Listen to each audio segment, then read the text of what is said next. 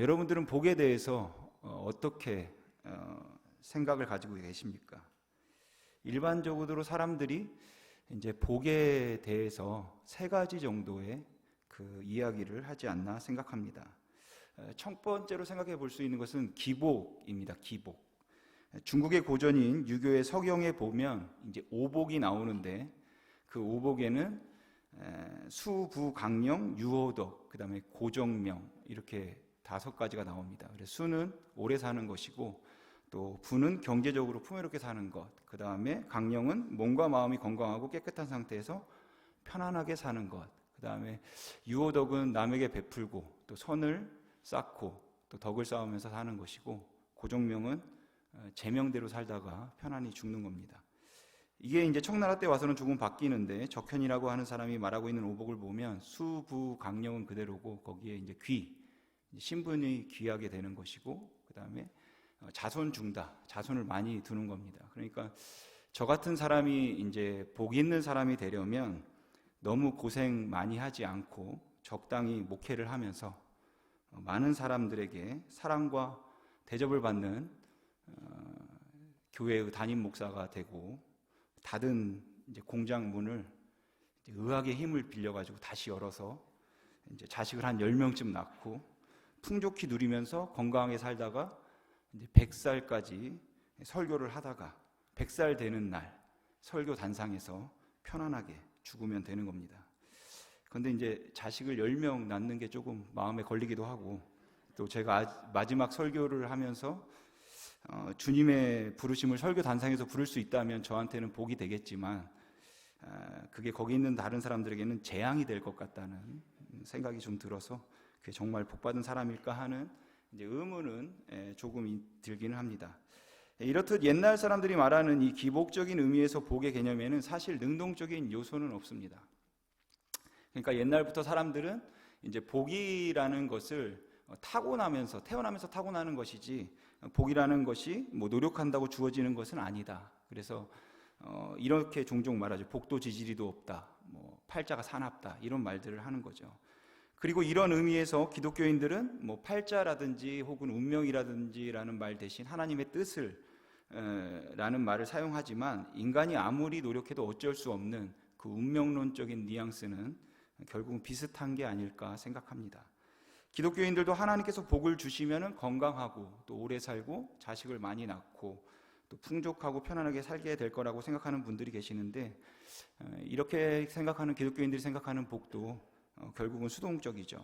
그런데 사람들은 이 수동성을 인정하면서도 그 지나치게 수동적인 것이 마땅치가 않기 때문에 언제나 그렇게 되는 것은 뭐 이게 공식은 아니더라도 뭐 복을 받는 방법들에 관해서 이야기를 합니다.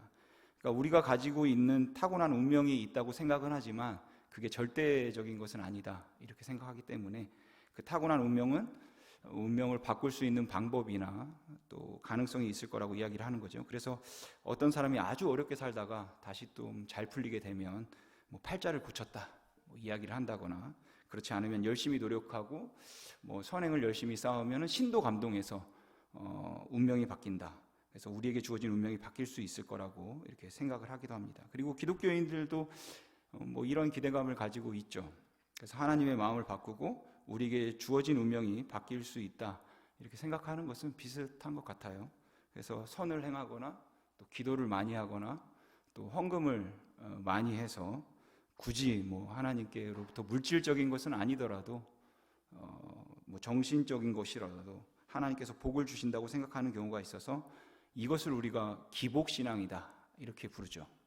그러니까 우리가 아까 인사했는데 축복합니다, 복받기를 빕니다, 바랍니다 라고 할 때 물질적으로든지 아니면 뭐 정신적으로든지 하나님께서 필요한 것들을 채워주시기를 뭐 기원하는 의미가 그 말 속에 있는 것이죠. 그리고 이렇게 복을 구하는 것, 뭐 기원하는 것, 사실 저는 우리가 연약한 인간이기 때문에 뭐 괜찮다고 생각합니다. 아니 뭐 어쩔 수 없는 일이겠다 이런 생각이 들어요. 사실 기복신앙의 문제는 복을 구하는 것, 즉 하나님께 필요한 것을 하나님께 구하거나 말하고 달라고 말하는 것이 문제가 되는 것이 아니라 기복신앙의 문제는 그런 것들에게 궁극적 가치를 두어가지고 마치 영원한 하나님 나라를 소망하며 사는 사람들이 아닌 것처럼 나는 이 땅에서 천년만년 영원히 살겠다라는 그 세계관과 가치관이 이제 변질된 것이 문제인 것이죠. 그러니까 아플 때 병을 낫게 해달라고 기도하는 것, 뭐 여러분들 다 기도하지 않습니까? 그런 게 기복신앙이 아니라, 물론 그것은 기복입니다.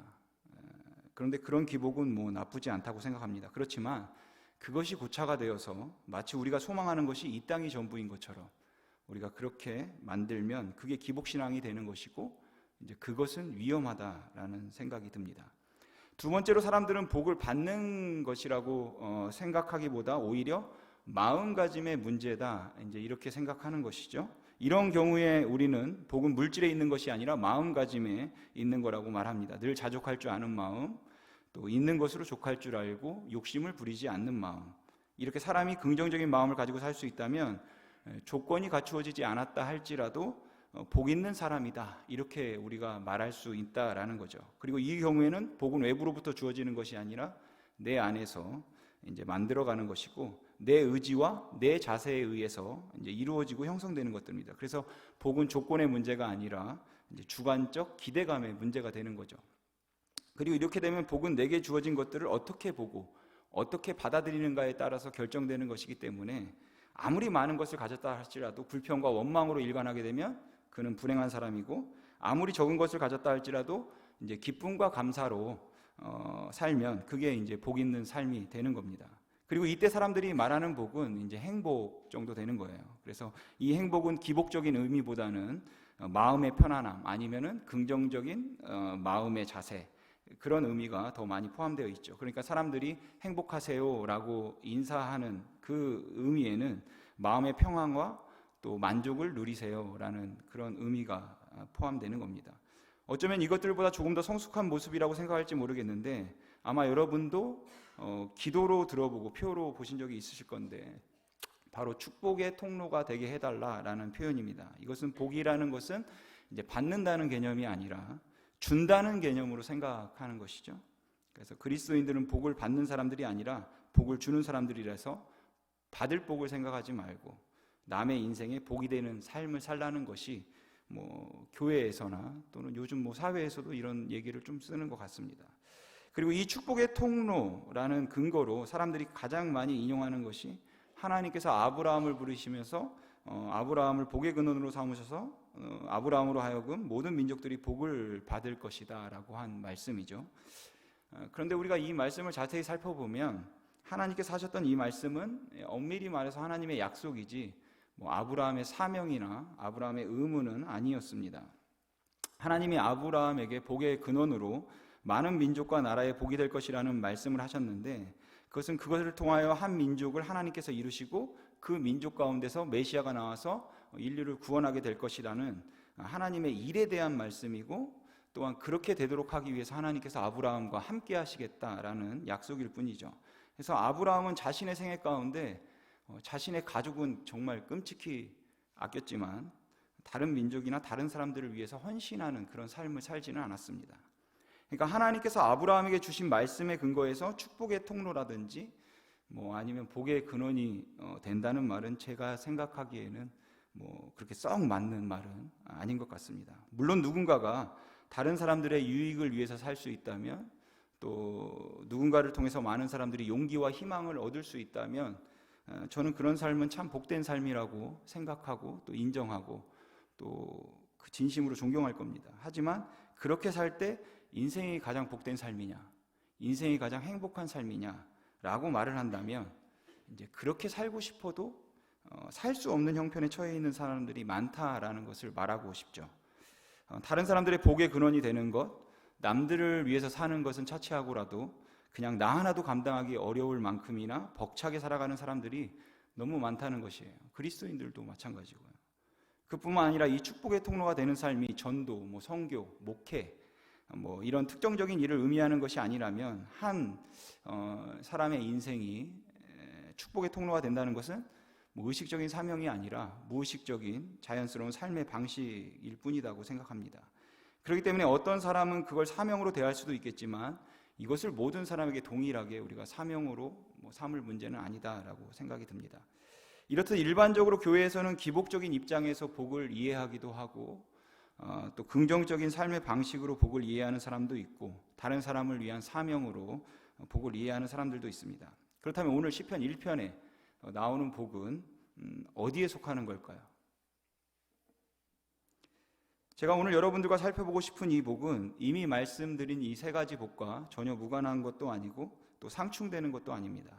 저는 물질이 필요하다고 생각하기도 하고 또 하나님이 우리에게 편안한 삶을 주시면 좋겠다 이렇게 생각해서 축복합니다 라는 인사도 적합하다고 생각하고 사람들이 긍정적인 사고를 가지고 평안한 마음과 또 그 편안함을 유지할 수 있으면 좋겠다고 생각해서 행복하세요 라는 인사도 할 수 있다고 생각하고 다른 사람들에게 복이 되는 삶을 살도록 하기 위해서 축복의 통로가 되게 해달라고 기도하는 것도 합당하다고 생각합니다. 하지만 어쩌면 우리가 대단히 중요함에도 불구하고 이 복에 관해서 얘기할 때 별로 관심을 보이지 않았던 복의 한 면이 있다라고 생각을 해요. 이 시편 1편에서 강조하고 있는 복은 하나님께서 우리들에게 그냥 자동적으로 주시는 것도 아니고 또 수동적으로 주어지는 것도 아니라 사실 이 복은 우리 행동의 결과입니다.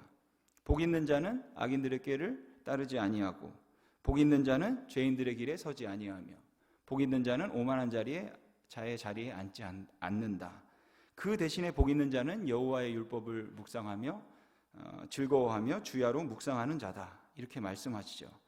여러분 여호와의 율법을 즐거워하며 주야로 묵상하는 자가 복이 있다는 말씀은 바로 그 전에 말씀하셨던 악인들의 꾀를 따르지 아니하고 죄인들의 길에 서지 아니하며 오만한 자의 자리에 앉지 아니한다라는 것과 그 동전의 양면과 같은 것이에요. 그러니까 이 두 가지는 같은 것을 이야기하는 것입니다. 그럼 여호와의 율법을 즐거워하며 그 율법을 주야로 묵상한다. 자, 이 말의 의미는 뭘까요? 성경을 읽을 때 졸음이 오지 않고 꿀송이처럼 달게 느껴지거나 1년 내내 내가 하나님의 말씀과 가까이 하겠다고 다짐을 해서 1년 내내 성경에서 손을 떼지 않는 사람, 이 사람이 여호와의 율법을 주야로 묵상하는 사람인가요? 여러분 시편 19편에 보면 다윗이 여호와의 율법이 송이꿀보다 더 달다 이렇게 말합니다. 근데 다윗이 여호와의 율법은 송이꿀보다 달다고 말했을 때 이 말은 레위기, 민수기, 신명기 같은 것들을 읽을 때 너무 재미있어서 꿀처럼 달았다라는 고백은 아니죠. 만일 그렇게 성경을 읽는 것이 꿀처럼 달고 좋았다고 말한다면 적어도 저의 경우에 있어서는 다윗이 경험한 걸 경험하지 못하고 있는 것 같습니다. 그리고 여러분들도 저랑 다르지 않을 거다라고 생각해요. 왜냐하면 저는 성경을 읽으면서 출애굽기 후반부나 그 레위기를 읽으면서 이게 너무 정말 꿀송이처럼 달다 이렇게 느껴지지는 않았고 대신 그걸 읽을 때 오는 잠은 굉장히 꿀처럼 달게 느껴졌습니다. 그래서 물론 성경 자체가 재밌는 적도 있기는 하지만 가끔 대부분 글이 막 재밌고 즐겁지는 않죠. 그러니까 다윗이 말하고 있는 여호와의 율법을 즐거워하며 그 율법을 주야로 묵상하며 그 율법이 송이꿀보다 달다고 말한 것은 읽는 게 재미있다는 이야기를 하는 것이 아니라 여호와의 말씀대로 사는 것과 그 약속이 틀림없이 정의롭고 또 진실되게 때문에 그 율법이 달다 말하는 것이죠. 그 율법이 하나도 어긋남 없이 하나님의 약속하신 그대로 다 이루어지는 것들이기 때문에 하나님이 말씀하신 대로 그대로 사는 것이 가장 복된 삶이기 때문에 율법이 송이꿀보다 달다. 다윗이 그렇게 고백하는 겁니다. 그래서 여호와의 율법을 묵상하는 사람은 악인의 꾀를 따르지 않는 사람이고 율법을 즐거워하는 사람은 이제 죄를 미워하는 사람인 것이죠. 하지만 이 말씀이 수동적으로 주어진 마음의 상태를 의미하는 것은 아닐 겁니다. 그러니까 그런 분들이 여기도 계실지 모르겠는데 그 신학교 다닐 때 보면은 그런 분들이 아주 가끔 있습니다. 돈이 좋지 않다고 하고 돈에 욕심이 없다고 아니 그냥 돈에 하나도 관심이 없다고 그래요. 그리고 명예에도 관심이 없고 아무것도 관심이 없고 세상이 말하는 그 오락도 그렇게 원하지 않는다라는 분들이 있는데 솔직히 참 이런 분들은 굉장히 부럽죠. 저는 돈이 좋습니다. 돈도 좋고 명예도 좋고 오락도 그래서 좀 편안하게 또 즐기면서 살고 싶은 마음이 제 안에 있는데 그분들은 아예 그런 거를 원하지도 않는다고 하니까 굉장히 부럽죠. 그러니까 악인의 꾀를 따르지 아니하고 죄인의 길에 서지 않는 것이 어떤 사람들에게는 아까 말한 그런 분들처럼 그냥 주어진 것처럼, 그래서 그냥 그런 것들을 원하지 않는 상태에 있는 사람, 이런 사람을 복이 있는 사람이라고 말을 하는 것처럼 오늘 시편 1편이 보여줄 수는 있지만 그런 것은 아니다라는 것이에요. 물론 그런 분들도 복 받은 사람들입니다. 복 있는 사람이에요. 그러나 오늘 시편 기자는 그 이야기를 하는 것은 아닙니다. 이 시편 기자가 말하고 있는 것은 이것은 저항할 필요가 없는 그냥 모든 게 싫어지는 사람이 복이 있다는 이야기를 하는 것이 아니라, 오히려 유혹이 있고 또 마음의 번민이 있지만 악과 죄를 쫓아 살지 않기로 하고 하나님의 말씀대로 살기로 마음을 정했다면 그 사람이 복이 있다라는 것입니다. 그러니까 행복이라는 것은 내가 어디에 서 있는가에 달려 있는 것이고 내가 무엇을 선택하는가에 달려 있는 것입니다. 그러니까 여러분, 어떻게 느끼던 어떤 결과를 누리던 악한 자의 자리에 있으면 불행한 자이고 의인의 자리에 있으면 행복한 자인 것입니다. 죄인의 길을 걷고 있으면 불행한 자고 의인의 길을 걷고 있으면 복된 자인 것이죠. 여러분, 거룩하게 산다고 행복감을 느낍니까? 항상? 그렇진 않죠. 거룩함을 산다고 우리가 행복감을 느끼는 것도 아니고, 정의롭게 또 바르게 사는 삶, 하나님 편에 있는 삶이 언제나 만족스럽고 또 자랑스러운 것도 아닙니다. 그렇지만 내가 어떻게 느끼는가, 이것에는 상관없이 내가 하나님의 편에 있으면 그것이 바로 복 있는 자인 것이에요.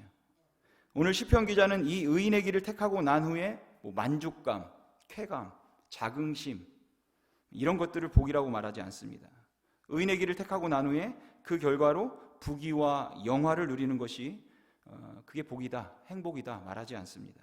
의인의 길을 택하고 난 후에 느낌이나 감정이 없어도, 뭔가 잘 풀리는 형통함이 없다 할지라도, 아니 때로는 속이 상하고 억울하다는 생각이 들고 정말 손해를 보아도 바른 길을 택한 사람이 복 있는 사람이다라는 것이에요.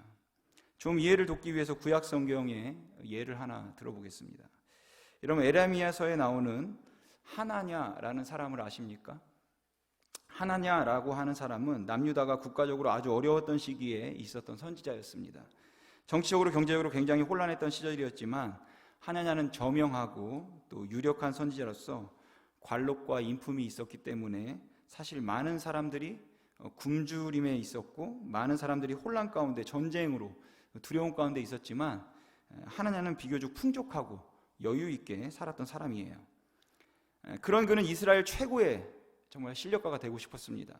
그래서 그는 예루살렘의 선지자로서 그동안 하나님께 받은 계시가 없었음에도 불구하고 하나님께 계시를 받은 것처럼 행세를 했었고, 또 선지자로서의 위치를 굳히기 위해서 왕과 귀족들이 온갖 행음과 부정을 일삼는데도 그 불의와 악을 눈감아 주었습니다.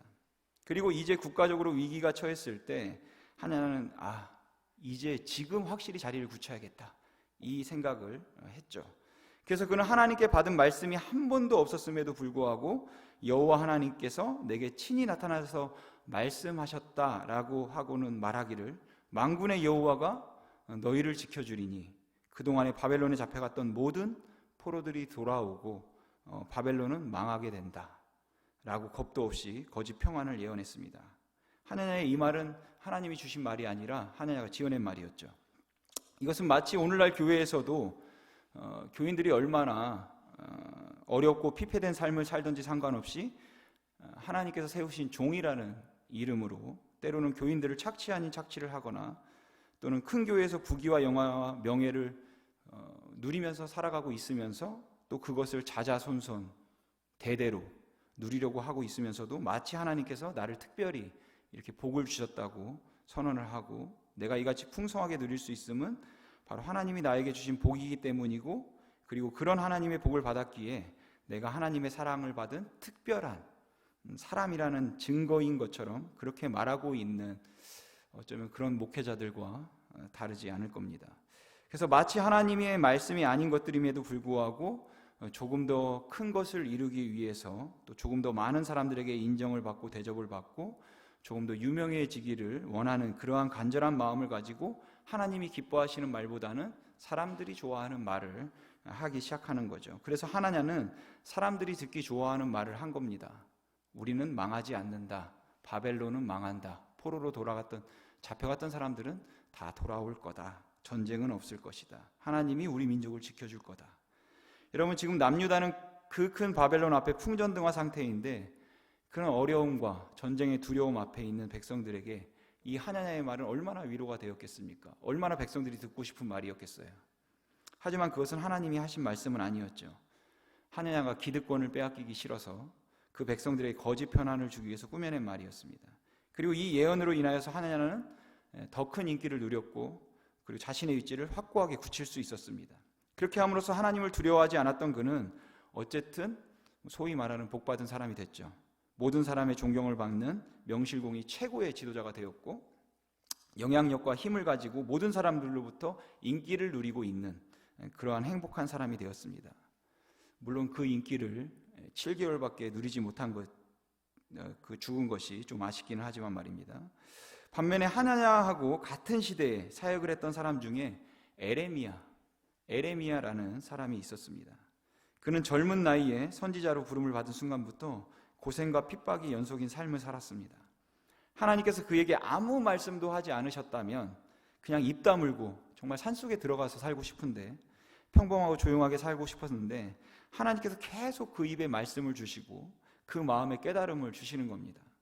근데 이 말들은 정말로 하고 싶지 않은 말들이었어요. 자기 나라가 망하게 될 것이고 우리는 바벨론의 포로로 끌려가서 70년 동안 포로 생활할 거다. 이런 말인데 이 말을 어떻게 할 수 있겠습니까? 저명하고 실력 있는 그 권력이 있었던 하나냐 선지자는 하나님은 절대로 그런 일을 하지 않을 거다. 우리나라는 망하지 않는다. 우리는 바벨론에게 절대 망하지 않는다. 하나님께서 도와주셔서 형통하게 하고 포로들은 다 돌아올 거다 라고 말하고 있는데 거기에 대고 에레미야가 그게 아닙니다. 하나님께서 이 백성을 벌하셔서 70년 동안 바벨론의 종살이를 하게 하실 테니까 우리는 지금 바벨론에 항복해야 합니다 라고 말을 해야 하니 그 말을 누가 하고 싶겠습니까? 그래서 에레미야는 너무 괴로웠습니다. 하지만 그는 하나님의 말씀을 들은 대로 전해야만 했다라는 것이죠. 그리고 그 말을 전함으로 인해서 당했던 그 고난과 핍박, 또한 환난과 멸시, 천대들을 감당하기 어려운 것이었기 때문에 그 어린 선지자 에레미야는 너무 힘들고 속이 상해서 너무 많이 울었습니다. 그래서 그에게 주어진 별명이 눈물의 선지자였죠. 그리고 저는 오늘 여러분들에게 묻고 싶습니다. 눈물로 나를 지샜던 그 에레미야 선지자가 행복한 사람입니까? 에레미야에게는 재물도 명예도 권력도 없었습니다. 그는 죽을 뻔하기를 여러 번 했었고 사람들의 손가락질과 저주를 받았고 이 나라 팔아먹은 매국노라는 비난도 받았습니다. 혹 어떤 분들은 이렇게 생각할지도 모르겠는데 비록 그가 세상 사람들에게 멸시를 받고 천대를 받았지만 그가 참 하나님의 선지자였다면 그의 마음은 편하지 않았겠습니까? 그의 마음에 그런 하나님이 함께 하신다는 확신이 있어서 하나님이 함께 하신다면 나는 좋다 그렇게 마음의 편안함은 느끼지 않았을까요? 그러면 그까지 육체적인 고난, 그 비난들은 못 견디겠습니까? 마음만 편안하면 그게 곧 행복이죠 라고 반문하실 분이 있을지도 모르겠습니다. 근데 여러분 그렇지 않습니다. 에레미야 20장 14절에서 18절 말씀을 보면 여기 에레미야의 고백이 나오는데 이 고백을 한번 들어보시기 바랍니다. 내가 태어난 날이 저주를 받았어야 했는데 어머니가 나를 낳은 날이 복된 날이 되지 말았어야 했는데 나의 아버지에게 등남의 소식을 전하던 자도 저주를 받았어야 했는데 내가 모태에서 죽어 어머니의 배가 나의 무덤이 되었으면 했는데 어찌하여 내가 태어나서 고생과 슬픔과 고통을 겪으며 이런 수모를 당하는가? 여러분 에레미야는 정말 힘들었어요. 너무 힘들었다라는 것이에요. 하나님께서 나와 함께 하신다는 사실이 그렇게 큰 기쁨이 되지 않았다라는 것입니다. 그게 함께 하심을 몰라서가 아니라 그냥 그 마음은 편안하지가 않았다라는 것이에요. 근데 여러분들도 그렇지 않습니까? 하나님께서 함께 하시고 하나님이 나를 지켜주시면 나는 괜찮습니다. 나는 하늘나라 그 영생을 소망하며 살아가니 괜찮습니다 라고 생각하면서 살고 싶죠.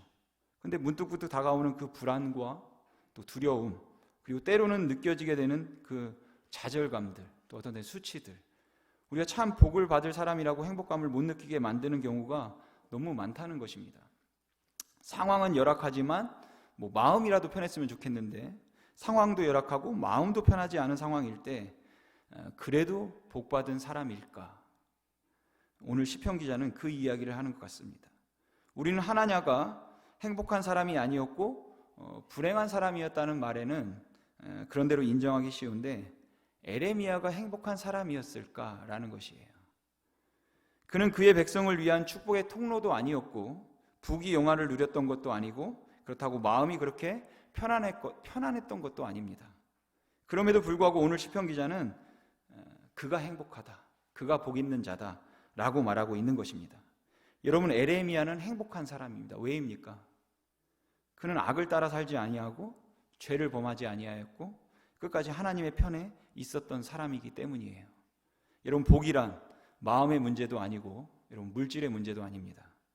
본인의 행복을 느낄 수 없었더라도 진실로 행복하다 말할 수 있는 사람이 있고 아무리 행복해하고 만족해도 사실은 불행한 사람이 있다라는 것이죠. 2600년이 지난 지금 우리는 하나냐의 생애와 에레미야의 생애를 보면서 분명히 말할 수 있습니다. 하나냐는 불행했고 에레미야는 행복했다. 이건 그가 얼마나 행복감을 느꼈느냐 이것의 문제가 아니고 그렇다고 결과적으로 결과적인 걸로 이야기하는 것도 아닙니다. 그 이유는 에레미야는 하나님 편에 있었고 하나냐는 하나님 편이 아니었기 때문이에요. 혹 지금의 형편과 상황을 볼 때 참 불행하다 할 만한 분들이 여기 계실지 모르겠습니다. 너무 힘들고 너무 아파서 행복감을 전혀 느낄 수 없는 분들이 계실지 모르겠습니다. 아니 이미 그런 시간을 지내고 있는 분들, 지낸 분들 또 앞으로 그런 시간이 올 수도 있겠죠.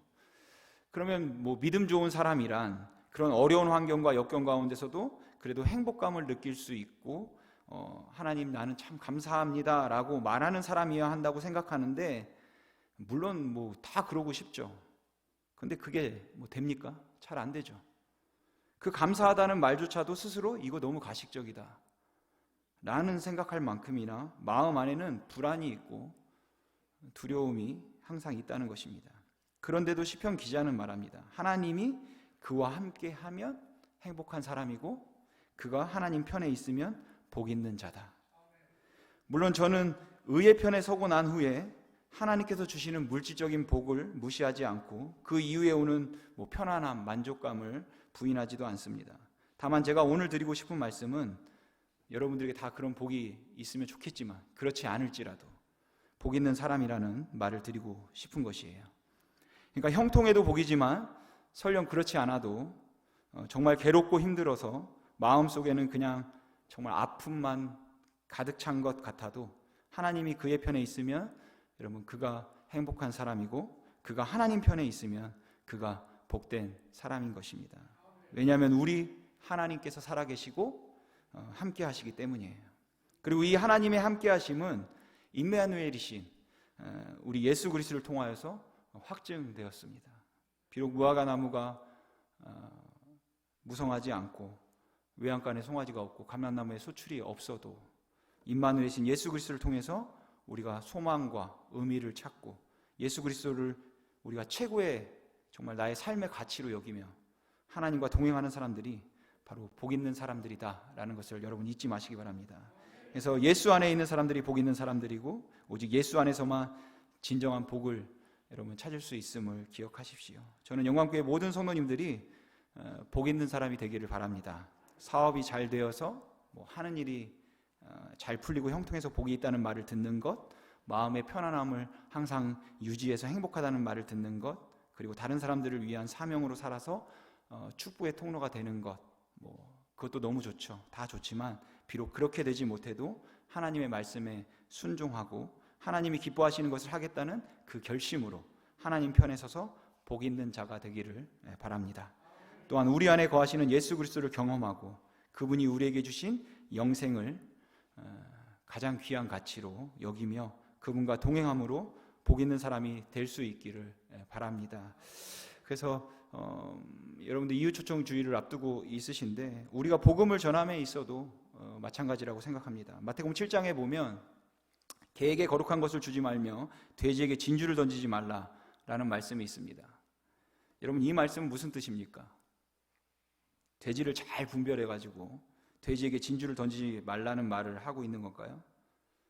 여러분이 예수 믿으라고 여러분들 이웃 추청주니까 복음을 전할 텐데 혹 누군가가 아니면 여러분의 가족이 나에게 그런 말 하지 말라고 여러분한테 쌍욕을 하고 얼굴에 침을 뱉으면 그러면 여러분이 저건 돼지다 라고 생각하고 예수님께서 돼지에게 진주를 던지지 말라고 했으니까 저 돼지는 쌍욕이나 하고 침이나 뱉고 나를 핍박했으니까 저건 돼지야 전도하면 안 되겠다. 여러분 이렇게 해야 되는 겁니까? 여러분 돼지에게 진주를 던지지 말라는 말씀이 복음을 전할 때 들을 만한 사람들을 잘 분별해서 안 믿을 것 같은 사람들, 예수님 욕할 것 같은 사람들, 핍박하는 사람들에게는 복음을 전하면 안 된다 이런 말은 아니겠죠. 그러면 돼지에게 진주를 던지지 말라는 말씀은 무슨 뜻일까요? 아침이라 좀 정신이 없으시죠? 제가 생각하기에 이건 단순히 영적 분별력에 관한 말씀이 아니라 이것은 우리의 삶의 가치관 그리고 삶의 태도에 대한 말씀이라고 생각합니다. 즉 누가 돼지인가를 식별해낼 수 있는 능력을 말하고 있는 것이 아니라 그 복음이라는 그 소중한 것을 돼지에게 주는 것처럼 함부로 다루지 말아라 라는 이야기를 하고 있다는 것이죠. 그러니까 그 책임은 돼지에게 있는 것이 아니라 돼지에게 진주를 던진 사람에게 있는 것이에요. 예를 들어서 제가 배구하는 것을 좋아하는데 제 출신 고등학교가 배구로 유명하거든요. 근데 저희 고등학교 출신 중에 신진식이라는 유명한 배구 선수가 있습니다. 아실지 모르겠습니다. 물론 저도 학교 선배일 뿐이지 개인적인 친분은 없습니다. 그냥 예를 들어서 말씀드리는 거예요. 제가 배구를 좋아한다는 소식을 듣고 신진식 선수가 자신이 가지고 있는 배구공에 사인을 해가지고 제게 선물로 줬습니다. 저는 신진식 선수가 배구공을 저에게 선물로 주었다는 게 너무 감동스럽죠. 그래서 그 공을 가지고 집에 와서는 아내와 아이들을 부르는 거죠. 여보, 얘들아 일로 와봐. 야, 이게 어떤 공인지 아냐? 이게 그 유명한 신진식 선수가 나한테 사인해서 준 공인데 정말 귀한 거야. 라고 막 흥분해서 이야기합니다. 하지만 제 아내와 아이들은 배구도 잘 모르고 신진식 선수도 몰라요. 그러니까 그래서 하는 시큰둥한 반응이죠. 제가 거듭해서 이게 정말 귀한 거다 재차 설명해도 별 감흥이 없죠. 그러면 저는 이 멍청한 것들, 이 귀한 가치를 모르다니 라고 안타까워합니다. 그리고는 제가 그것을 그냥 거실 한쪽에 내버려 둡니다. 그러다 어느 날 제가 그 신진식 선수가 준 배구공을 깔고 앉습니다. 그리고 어느 날은 발로 차요. 그리고 그냥 거실 구석에 내버려둬서 바람이 점점 빠집니다. 그렇게 아무렇게나 방치해 두는 거죠. 근데 어느 날 제가 밖에 나갔다 들어왔더니 저희 아내와 아이들이 미술 숙제한다고 그 배구공을 사진 한번 띄워주시면 이렇게 만들어 놨습니다. 어떻게 됐습니까? 제 머리에 뚜껑이 열리겠죠. 이건 예입니다. 실제로 있었던 일 아니에요. 야, 이게 어떤 건데 신진식 선수가 나한테 이런 미친 것들 어떻게 이걸 망가뜨리냐, 도대체 이 가치도 모르는 돼지 같은 인간들아 라고 화를 내면서 문 쾅 닫고 나가버리겠죠. 근데 여러분 누구의 잘못입니까? 제 잘못입니까? 아니면 아내와 아이들 잘못입니까? 제 잘못이죠. 제가 만약 그 배구공을 정말 소중하다고 말했던 것처럼 그것을 아끼고 쓰다듬고 정말 그것을 막 아크릴 상자에 넣어가지고 책장에 딱 올려놓고 들어가면서 한번 보고 나가면서 한번 보고 야 이게 어떻게 여기에 와 있을까? 와 너무 놀랍다. 그렇게 하면서 그것을 제가 닦아주고 막 광을 내주고 했다면 제 아내와 아이들은 절대로 그걸 이렇게 만들지는 않았겠죠. 여러분 돼지에게 진주를 던지지 말라는 예수님의 말씀은 그냥 단순히 잘 분별해서 말 안 들을 사람에게는 전도하지 말라는 말이 아니라 내가 소중하게 여기는 것을 소중하게 여겨서 다른 사람들이 함부로 다루지 못하게 하라는 말씀입니다. 하나님의 편에 서 있는 것이 나의 상황을 힘들게 할 수도 있죠. 복음의 가치를 지키는 것이 나의 삶의 손해가 될 수도 있습니다. 그러나 그것이 복된 자의 길이라면 그 길에 서 있는 것을 정말 소중히 여기며 나아가라라는 것이에요. 근데 영원한 생명을 믿는다고 하면서도 항상 하나님 편에 서겠다고 이야기를 하고 거기서 오는 고난도, 아픔도, 희생도 감당하겠다 말은 하면서도 이 땅에 살고 있는 그리스도인들이 아주 사소한 것조차도 세상 사람들에게 양보하지 않으려고 하고 잠깐만 손해를 봐도 화를 내고 싸우고 배려도 없고 이 땅에 살긴 하지만 우리는 하늘나라에 소망을 두고 산다고 이야기를 하면서도 아주 작은 일에도 막 낙심을 하죠. 세상 다 무너진 것처럼 절망 가운데 그 모습을 보면서 사람들은 우리에게 이렇게 묻는 거죠. 야, 하나님이 있긴 하냐? 정말 하나님이 살아 계시니? 영생이 있기는 한 거야? 너가 천국을 소망한다면 샀는데 왜 이 땅에서 영원히 살 것처럼 사는 거야? 예수 그리스도를 믿음으로 구원을 받는다고 말을 하는데 그 구원이 얼마나 가치가 있냐? 천국이 가치가 있냐? 제가 오늘 여러분들과 함께 기도하고 또 함께 다짐하고 싶은 것이 있다면 제가 항상 하나님이 기뻐하시는 편에 서 있겠습니다. 언제나 하나님이 원하시는 일을 하겠습니다. 제가 그 복음의 가치, 영생의 가치를 무엇보다 소중히 여기며 하나님이 기뻐하시고 하나님께서 말씀하시는 그 길에 서겠습니다 라는 것이에요. 여러분, 이 시간은 어떤 시간입니까? 예배 시간이죠. 여러분, 이 시간은 여러분들은 정말 거룩하다고 생각할 겁니다. 그럼 여러분, 이 예배 끝나고 나가서 오늘 하루의 삶은 어떤 시간입니까? 그 시간도 거룩한 시간이에요. 여러분, 주일은 거룩한 날입니다. 주의 날. 그러면 주일만 주의 날이고 나머지 6일은 누구의 날입니까? 나의 날입니까? 나머지 6일도 주의 날이죠. 우리는 주일만 주의 날이니까 주일날은 정말 거룩하고 겸손하고 정말 교회에서 정말 훌륭한 사람들인 것처럼 보이는데 나머지 6일은 어떻게 사는지 나의 날이라고 생각하고 함부로 배려도 없고 마음대로 사는 나에게 주어진 날이라고 이렇게 산다면 여러분, 우리의 그런 모습을 보면서 세상 사람들은 말하는 것이죠. 야, 천국이 있기는 한 거냐? 여러분, 우리가 하나님이 기뻐하시고 하나님께서 말씀하시는 그 길에 서길 바랍니다. 그리고 우리가 이렇게 고백할 때 저는 그게 진정한 복 있는 자다라고 생각합니다. 이 땅에서 우리가 사역을 하면서 그리고 삶을 살면서 제가 악인의 꾀를 쫓지 아니하며 죄인의 길에 서지 아니하며 오만한 자의 자리에 앉지 않겠습니다. 그리고 어떤 것을 의미하든지 그것이 어떤 결과를 가져오든지 상관없이 연연하지 않고 저는 그냥 하나님 편에 서겠습니다 라고 우리 영광교회 성도님들이 하나님 앞에서 이런 복을 생각하고 기대하면서 이 기도를 할 수 있었으면 좋겠습니다. 하나님, 내 평생에 하나님 편에 있기를 원합니다. 세상에서 잘 살아서 복받다는 말을 듣는 것이 아니라 여러분들이 저는 뭐 잘 살지 말라는 게 아니에요. 여러분들 잘 살았으면 좋겠어요. 돈도 많이 버시고. 그러나 그것 때문에 복받았다는 말이 아니라 정말 복받았네, 정말 저 사람은 복받았네라는 것이 항상 하나님 편에 있어서 여러분들이 정의롭고 바르고 진실한 쪽에서 있어서 그리스도 안에 항상 있어서 그 복음과 영생을 여러분들이 정말 귀한 가치로 여기는 모습을 세상 사람들에게 보여줘서 복 있는 자라는 말을 들을 수 있기를 여러분들 주님의 이름으로 소망합니다. 우리 같이 찬양 한 곡 부르고 우리 같이 기도했으면 좋겠습니다. 주만 의지해라는 찬양인데 세상 변하고 그리스도인이기에 억울함도 있을 수도 있죠. 어떤 때는 내 연약함으로 좌절되기도 하지만 여러분, 악인의 꾀를 따르지 아니하고 죄인의 길에 서지 아니하고 오만한 자들의 자리에 앉지 아니해서 하나님 편에 서기를 원하는 마음으로 또 복음의 가치와 영생의 가치를 가장 소중하게 여기며 말로만이 아닌 정말 그 복음을 삶으로 살아내는 여러분, 그 고백으로 우리가 주님만 의지하겠다는 다짐으로 이 찬양 같이 했으면 좋겠습니다.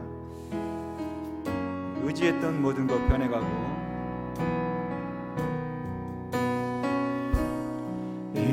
의지했던 모든 것 변해가고 억울한 마음은 커져가네. 부끄럼 없이 살고 싶은 맘 주님 아시네.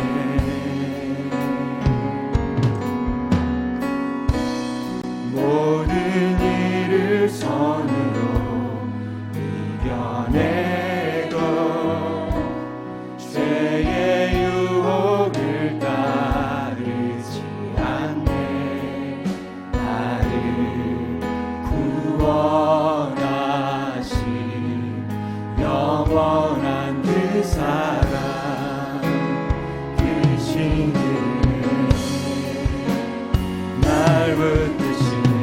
주어진 내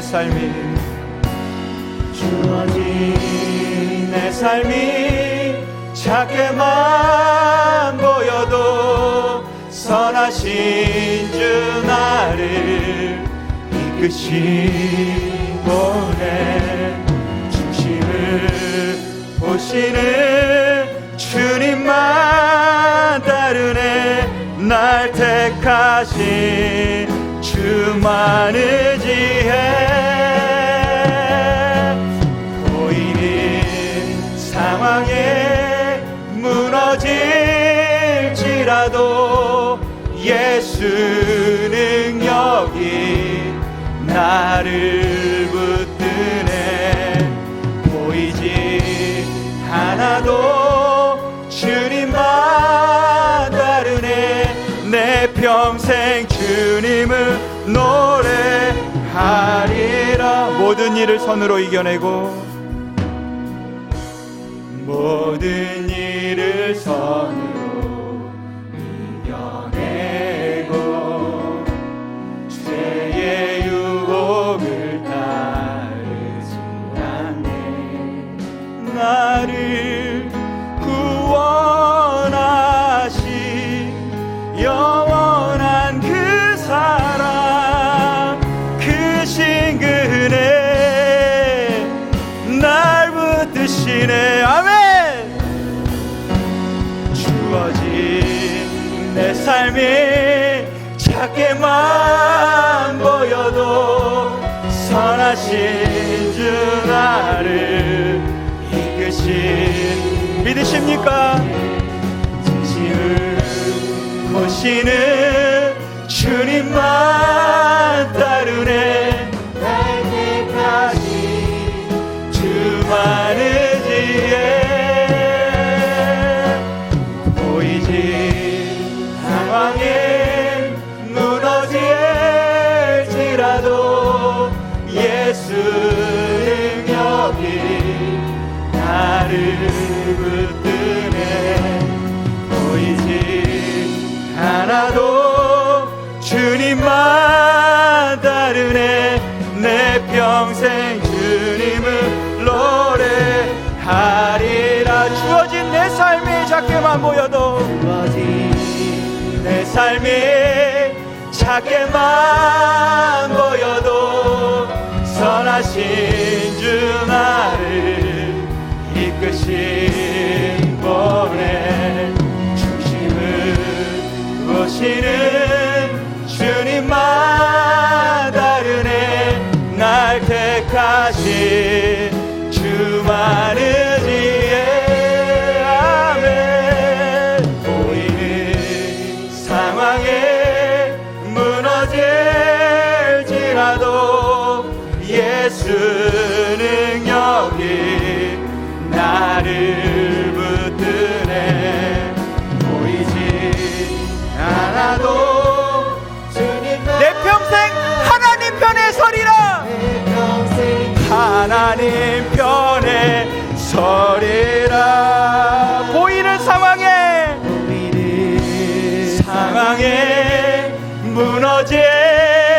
무너질지라도 예수 능력이 나를 붙드네. 보이지 않아도 주님 내 평생 하나님 편에 서리라. 내 평생 하나님 편에 서리라.